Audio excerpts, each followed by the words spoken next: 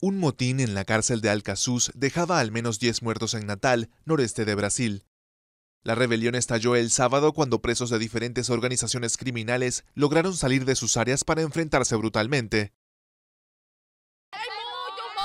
Hay muchos muertos, muchos. Ellos se están decapitando. Las autoridades cercaron el exterior del penal y lograron retomar su control después de 14 horas, ya que los internos habían cortado la luz y conseguido armas pesadas.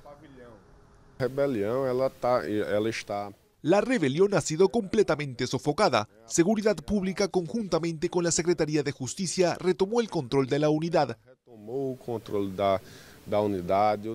Trabajamos duramente toda la noche y la madrugada en la contención para que la crisis no se extendiera a otros pabellones.